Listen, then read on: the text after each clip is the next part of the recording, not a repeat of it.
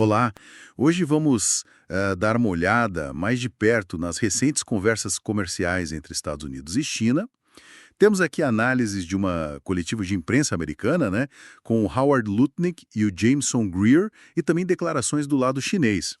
A ideia aqui é tentar entender a substância do que foi dito, a dinâmica toda e o que isso sinaliza mesmo, né, para o futuro. Exato. Vamos analisar as mensagens principais, sabe? E também algumas observações sobre comunicação não verbal que o material traz, os pontos que surgiram e contrastando um pouco as abordagens.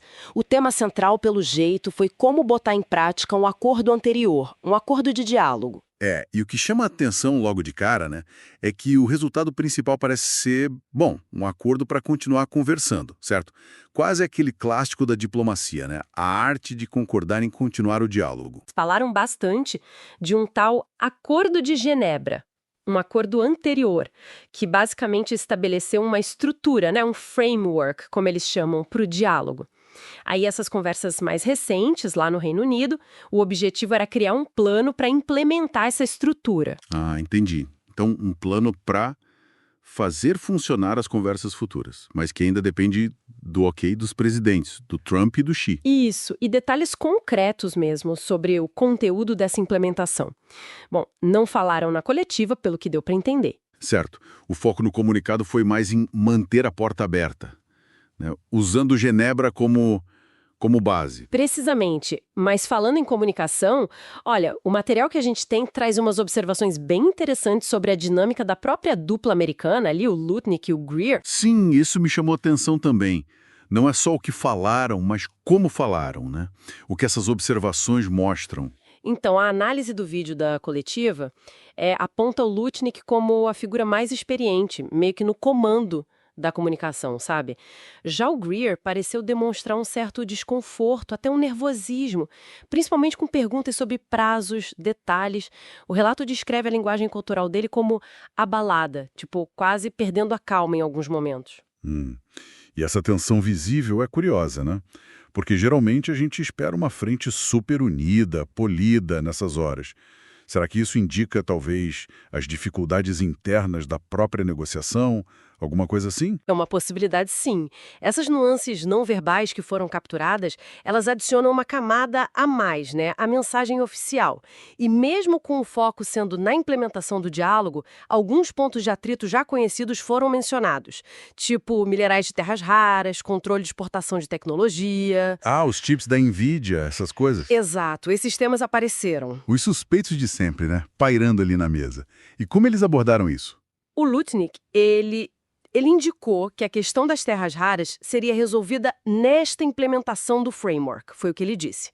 E que as restrições americanas poderiam ser retiradas de forma equilibrada assim que a China liberasse licenças de exportação para eles. Mas, de novo, sem definições muito concretas ainda, né? Tudo meio que amarrado a essa implementação futura. Entendi.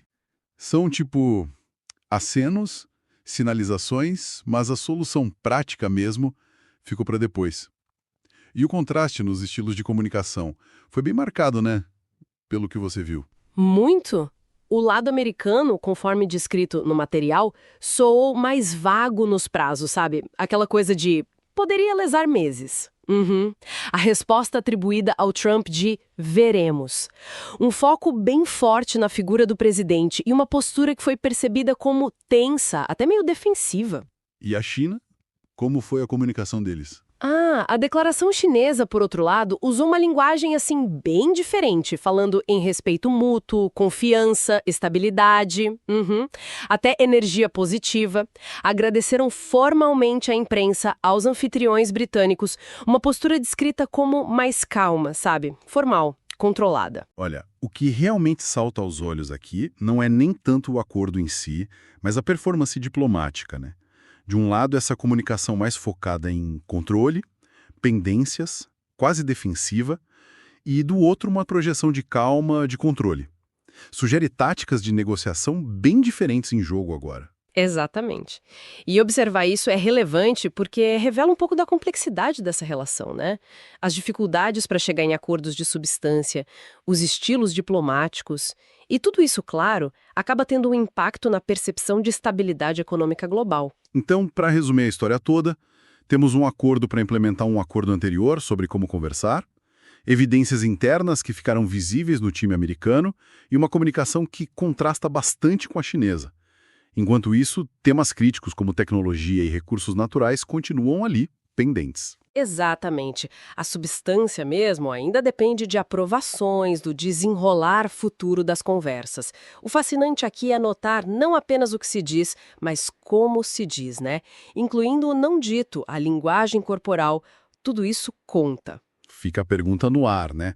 Será que essa ênfase chinesa em restabelecer confiança e respeito, antes de tudo, será que é um reconhecimento de que sem essa base, talvez pouco se avance nos pontos mais concretos e difíceis? É algo para a gente ficar de olho nas próximas etapas, viu?